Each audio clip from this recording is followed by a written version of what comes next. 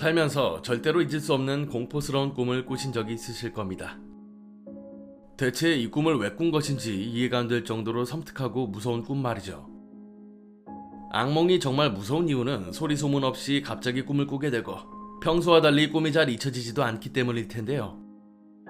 오늘 이야기를 보시면 차마 잠자기가 무서울 정도로 끔찍한 꿈 이야기를 보실 겁니다. 수강하시기 전에 출첵 한 번씩 부탁드립니다. 가시죠. 이건 제가 초등학교 4학년 때 겪었던 경험담입니다. 저는 어렸을 적 겁이 굉장히 많았던 아이였습니다. 당시 복도식 아파트 11층에 살았는데 저희 층에 전등이 자주 고장났습니다. 그것 때문에 1층에서 항상 다른 사람을 기다리며 함께 엘리베이터를 타곤 했죠. 다만 이 꿈을 꾸고 난 이후로는 평소 무섭게 생각했던 것들이 전혀 무섭지 않게 여겨졌고 성인이 된 지금도 가끔 그때의 기억이 날 정도로 섬뜩했습니다. 그날 저는 늦게까지 학원에 있다가 집으로 돌아왔고 도착하자마자 밥을 먹고 씻은 다음 그대로 잠에 들었습니다. 그리고 꿈을 꾸게 되었는데 꿈속에서 저는 잠에서 깨 방에 있었습니다. 마치 현실에서 잠에서 깬 것처럼 침대 위에 앉아 있었는데 어찌나 어둡던지 새벽에 깨어난 것 같더군요. 처음에는 이게 꿈인 줄도 모르고 평소처럼 거실로 나와 물을 마시려고 했는데 거실로 나오는 순간 어디선가 여자의 흐느끼는 소리가 들리는 겁니다. 아직도 그 목소리가 기억나는 게 어찌나 서글프고 차갑던지 대체 무슨 일이 있었을까 싶었죠. 지금도 그렇지만 저는 꿈을 꾸고 있으면 이따금씩 이게 꿈이라는 걸 인지할 수 있습니다. 그리고 이날 꿈에서는 제가 꿈을 꾸고 있다는 걸 단번에 알아차릴 수 있었는데 아무리 무섭다고 하더라도 꿈에서 깨어나면 된다는 생각을 하게 되었죠. 매번 꿈인 걸 알게 되는 순간에는 저만의 방법을 통해 꿈에서 깨어나곤 했습니다.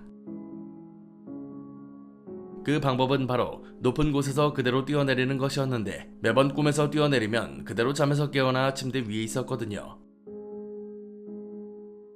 여자의 흐느끼는 소리가 들리는 와중에도 겁을 먹게 되었지만 꿈이라는 걸 알았기 때문에 대체 누가 저렇게 우는 걸까 호기심이 들었습니다. 그런데 그러면 그럴수록 흐느끼는 소리는 점점 커져만 갔고 저희 집 안방에서 그 소리가 들려오고 있다는 걸 알 수 있었죠. 소리가 커지면서 알게 된 또 다른 사실은 그 소리가 저희 어머니의 울음소리였다는 거였습니다. 순간적으로 꿈이라는 걸 알고 있음에도 생각이 복잡해졌는데 그 순간 안방에서 떠나가라 소리를 지르는 어머니의 목소리가 들렸습니다. 문 절대 열지 마. 제발 도망가 이수야. 오지 마. 얼마나 놀랐던지 굳게 잠긴 안방문을 쳐다만 보고 있었는데 도망치기는커녕 오히려 엄마가 끔찍한 일을 당하고 있을 것 같아 걱정이 되더군요. 너무나도 무서웠지만 엄마를 지켜야 한다는 오기가 생겼고 무엇보다도 그냥 꿈에서 깨어나면 된다는 생각이 있었기 때문에 안방으로 향했죠. 안방 문고리를 잡고 있는 힘껏 돌려 당겼는데 문은 거의 움직이지 않았고 살짝 열리더니 이내 세게 다시 닫혀버리더군요. 안되겠다 싶어 다시 문을 힘껏 밀어버린 다음에 살짝 열린 틈에 몸을 끼웠습니다. 그리고 두 눈에 안방 안이 보였는데 엄마가 침대 위에 있었죠. 엄마는 사지가 검은 머리카락 같은 걸로 묶인 채 침대 위에 누워 있었고 새하얀 옷을 입고 있었지만 군데군데 새빨간 피로 얼룩이 있었죠.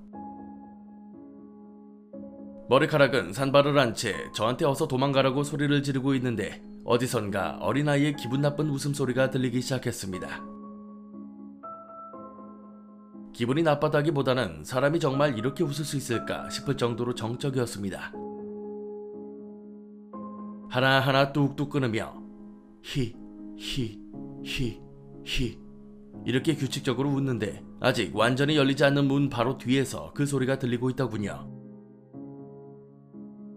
아마 지금 이 문을 반대편에서 밀고 있는 아이의 웃음소리일 거라고 생각했습니다. 지금 제 시야에 들어온 것들과 귀에서 들리는 소리 때문에 공포스럽기도 하고 슬프기도 했지만 그보다 분노하는 마음이 더 컸습니다. 그래서 이제는 몸을 안쪽으로 더 밀어 넣고 더 세게 문을 밀어 겨우 문을 열 수 있었죠.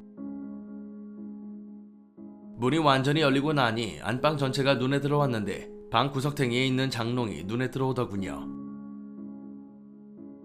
원래 우리 집에 있지도 않은 장롱이었지만 그 안에서 웃음소리가 들려왔습니다. 자세히 보니 장롱 오른쪽 문이 열려 있었고 그 안에 어린아이가 있었습니다. 무릎을 턱까지 대고 그 위에 손을 놓고 쭈그려 앉아있는 남자아이. 온몸이 하얗고 발가벗고 있었으며 눈 전체가 빨갛고 입이 귀까지 걸려있더군요. 그걸 보자마자 몸이 얼어버렸고 그런 저를 보고 있던 아이는 재밌다는 듯 또 웃기 시작했습니다. 그러나 곧바로 웃음을 멈추고는 고민하는 것 같은 표정으로 고개를 한쪽으로 갸우뚱거리면서 손가락으로 저를 가리키더군요. 그러더니 갑자기 비명을 질러대며 장롱 밖으로 뛰쳐나오더니 이내 저한테 달려오기 시작하는데 순간 깜짝 놀라서 그대로 문을 닫아버렸습니다. 문고리를 잡고 절대 못 열게 버티고 있는데 계속해서 아이는 비명을 지르고 있었고 반대편에서 문고리를 돌리고 힘을 줘가며 문을 열려고 하더군요. 10초도 안 되는 사이에 이건 도저히 못 버티겠다는 생각이 들었고 한번 심호흡을 하고는 문고리에서 손을 떼고 그대로 현관문을 향해 뛰었습니다. 이제는 분노, 슬픔은커녕 오로지 공포심 하나만 가득한 채로 뛰기 시작했는데 현관문을 열고 앞에 있는 벽을 넘어 그대로 아래로 뛰어내릴 생각이었죠. 문을 열자마자 그대로 점프해서 벽을 짚고 있는데 뛰어내리는 순간 뒤에서 허겁지겁 달려오던 그 아이가 제 발목을 턱 하고 잡는 겁니다. 아무리 발로 차고 난리를 피워도 절대로 발목을 놓아주지 않았는데 그 순간에도 여전히 비명을 지름과 동시에 웃고 있었던 게 지금도 기억납니다. 벽에 걸터앉은 채로 계속해서 실랑이를 했으나 결국 아이의 힘에 못 이겨 그대로 안쪽으로 떨어졌고 아이에 이끌려 집 안으로 들어갔습니다. 아이는 저를 다시 안방으로 끌고 들어왔는데 끌려가고 있는 와중에도 이놈이 제가 꿈에서 깨어나는 방법을 알고 있다는 사실을 알고 있다는 게 충격적이더군요. 안방문이 닫히자마자 꿈에서 깨어났는데 이게 꿈이 아니라 가위로 그대로 연결되었습니다.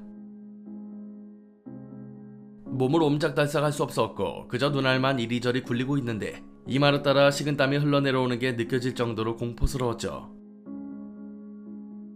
그런데 주변을 둘러보니까 제가 안방 침대 밑에 누워있는 겁니다. 이게 만약 꿈이 아니라 정말 가위에 눌리고 있는 게 맞다면 적어도 제 방에서 잤기 때문에 저는 방에 누워있는 게 맞을 겁니다. 그럼에도 저는 안방에 누워 가위에 눌리고 있었고 어느 순간 눈을 떴을 때 앞에 엄마가 보였는데 열심히 저를 흔들어 깨우는 모습이 보이더군요. 그제서야 몸이 움직여져서 몸을 일으켜보니까 어느새 아침이 밝아와 있었고 엄마는 그런 제 모습을 한참을 걱정스러운 얼굴로 보고 계셨죠. 내가 왜 안방에 누워있는 거냐고 물으니까 전혀 기억이 안 나는 거냐고 되물으셨습니다. 이야기를 들어보니 엄마가 새벽에 이상한 소리 때문에 잠에서 깼답니다.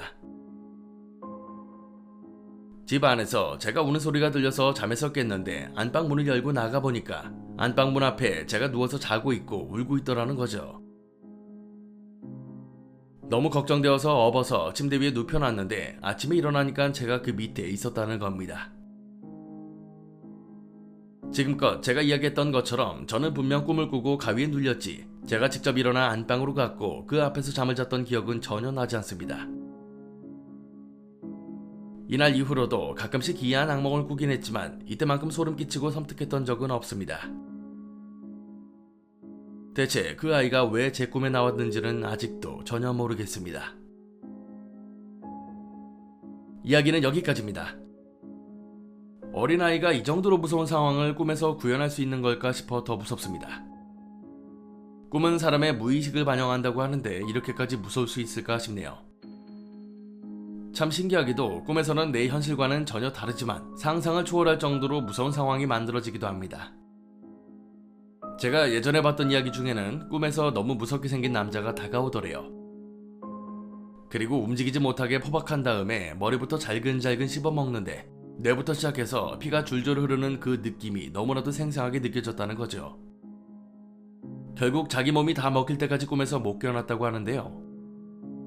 무의식은 고사하고 사람에게 잡아먹혀 뇌수와 피가 흐르는 느낌은 절대 일반인이 알 수 없죠. 그런데도 꿈속에서 그런 장면이 나온다는 건 마냥 무의식을 반영한다고는 할 수 없을 겁니다. 그렇기 때문에 악몽이라는 게 더 무섭고 끔찍할 수밖에 없는 것 같고요. 게다가 언제 어떤 꿈을 꿀지 예상할 수 없는 것도 괜스레 섬뜩하기도 하네요. 오늘 강의는 여기까지입니다. 재밌게 봐주셨다면 공포학과의 수강 신청 부탁드립니다. 공포학과 M교수였습니다.